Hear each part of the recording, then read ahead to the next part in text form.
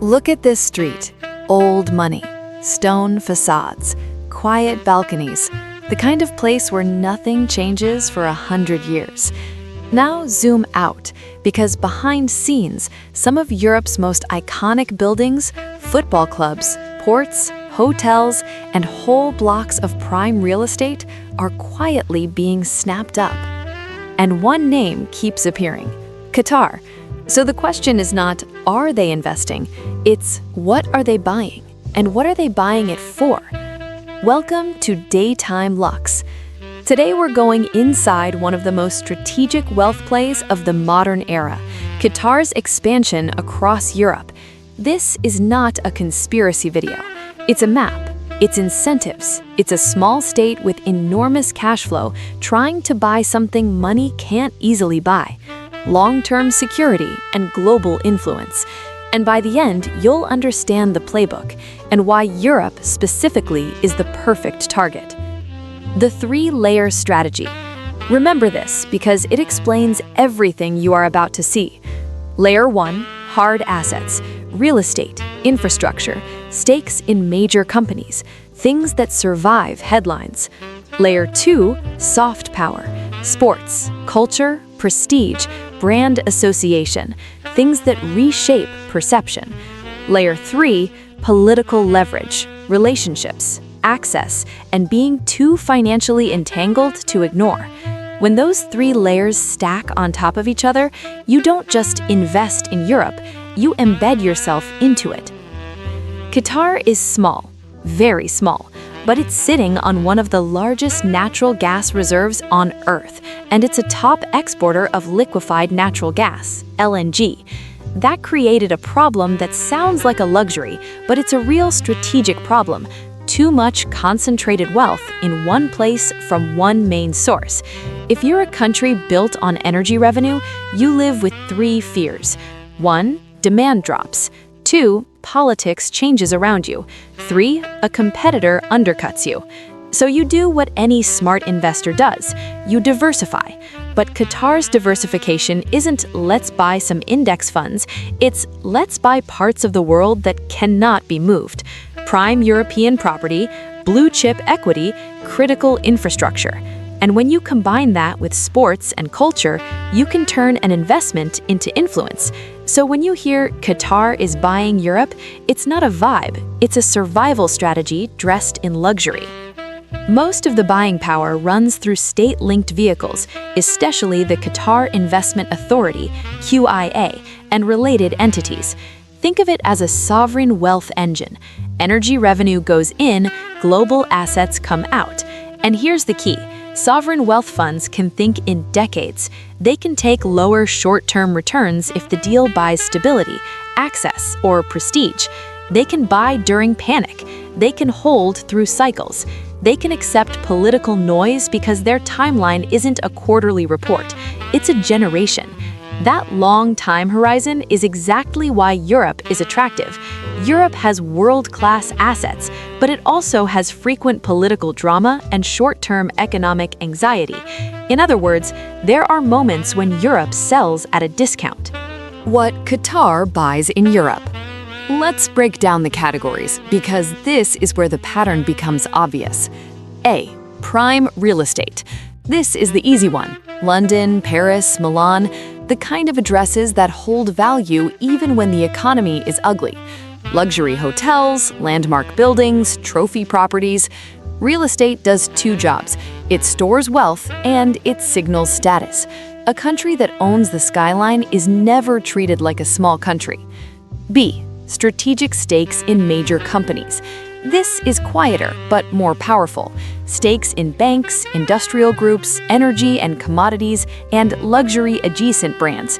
When you own pieces of the corporate fabric, you gain relationships, boards, advisors, influence networks, not control, but access. And access is currency. C. Infrastructure and long-life assets. Airports, ports, logistics, utilities, the boring stuff that runs society. Why would a wealthy state care? Because infrastructure is sticky, it doesn't relocate, it generates predictable cash flow, and it ties you into the host country's stability. D. Sports and culture. This is the part most people recognize. Football investments, sponsorships, global events. Sports buys emotion. It buys attention. It buys legitimacy. A luxury hotel buys a room. A football club buys a city's heart. Now, here is the most important point. These categories reinforce each other. When you own property, business stakes, and cultural influence in the same region, you become part of the system, and the system starts protecting you. Why Europe says yes? Okay, but why does Europe allow it? Because Europe is expensive to run, and capital is always welcome, especially when budgets are tight. European cities have iconic assets, but heavy costs: renovation, staffing, regulation, energy prices, aging infrastructure. Foreign capital offers liquidity, jobs, tourism, development. And there is also competition. When one city says no, another city says yes. If London hesitates, Paris smiles. If Paris hesitates, a smaller capital says, "We'll take it." There's also the political reality. Investors often promise no interference, and when the money is clean on paper and the asset needs funding, the deal happens. But the trade-off is long-term. Once you sell a trophy, you rarely buy it back, and the more you sell, the more dependent you become on external capital to keep the machine running. What critics fear? This is where the story gets sharp. Critics worry about three things. 1. National security and influence. If foreign state-linked capital owns strategic assets, it can create pressure points. Not always direct control, but leverage through relationships and dependence. 2. Reputation laundering. When a state invests heavily in glamorous assets, luxury hotels, sports, culture, it can reshape global perception. The criticism is the image becomes cleaner than the reality. 3. Market distortion. When a buyer has unlimited time and enormous cash, they can outbid local buyers. That pushes prices up, changes neighborhoods, and turns housing into a vault for global wealth, rather than a place for locals to live. Now, supporters respond, they are investing, they are creating jobs, they are improving assets. Europe is open. And that's true too.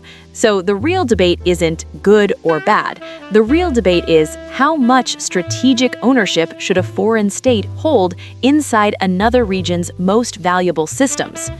So what is the end game? It's not own Europe. That's a headline. The real goal is 4 things. A. Insurance. If your wealth comes from energy, you buy assets that survive energy shocks. You also buy allies, not officially, but economically. B. Global relevance. Small states can be ignored unless they are embedded in finance, sports, and politics. Then they become unavoidable. C. Stability through interdependence. When Europe has billions of reasons to keep relationships smooth, conflict becomes costly. Interdependence reduces risk. D. A new identity. For decades, the Gulf was framed as oil and desert. Modern Gulf strategy is become luxury, culture, tech, aviation, global events. Not just a supplier, a brand. And Europe is the stage where that identity looks the most credible. What this means for viewers, the quiet lesson for anyone watching DayTime Luxe. The richest players don't just buy things, they buy positions, they buy time, they buy optionality. A $10,000 watch is a luxury object. A prime building in a capital city is a strategic asset. A stake in a company is a relationship. A sports brand is perception. That is the difference between consumption and power. And if you're building your own wealth, the question becomes, are you buying items or are you buying leverage? Are you buying something that impresses for a moment or something that holds position for a decade? The next wave. One more thing before we end, because this is the twist. This trend isn't slowing down. If anything, it's accelerating. Energy states are recycling revenue into global assets, and Europe, with its iconic brands and financial depth, remains one of the most desirable vaults on Earth. So the next time you walk past a luxury hotel, a stadium, or a landmark building, remember, it might look like history, but it could be modern strategy in disguise. If you enjoyed this breakdown, like the video and subscribe to DayTime Luxe. We cover the quiet mechanics of wealth, the details money buys without saying a word. See you in the next one.